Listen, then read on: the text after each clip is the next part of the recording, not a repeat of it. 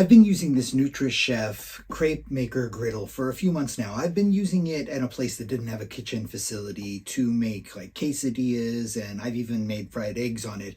But recently I decided I wanted to try it out making crepes, since that's what it's made for. So I gathered my ingredients up and went to town. And overall, I have to say I'm very happy with it.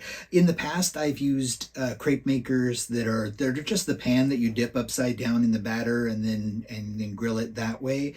One thing to note using a griddle like this is that portion control for the batter is something that you have to dial in individually. When you use the crepe pans that you turn upside down and dip in batter, it basically automatically figures out the correct amount based on it adhering to the pan. With this, you can make your crepes that are just a little bit too thick or a little bit too thin, and you just need to sort of experiment to find out which is best for you.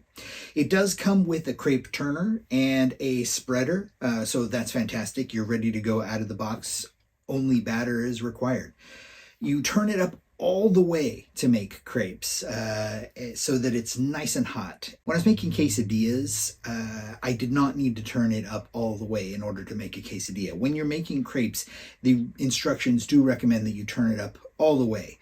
It does come with the crepe spreader and the spatula for turning the crepes over. And when I first got it, the knob seemed a little bit stuck, and I had to give it a little bit of oomph to get it past the zero mark, essentially. And so you may end up having to do the same thing. Once I did that, it works perfectly fine. So it's got a nice size. It's 12 inches across, and that includes this rim, though. So your crepes are going to be a little bit smaller. The instructions do recommend that you only fill about 3/4 of the plate, but that's still a nice 10-inch-ish crepe. One more thing that's really cool about it is because it's got this nonstick surface, it was super easy to clean. When I was done making my crepes, essentially all I did was wipe it off with a paper towel. I didn't use water or anything, and it cleaned up just fine because it is this nonstick surface. Overall, I'm very happy with this as a crepe maker, and I would highly recommend it.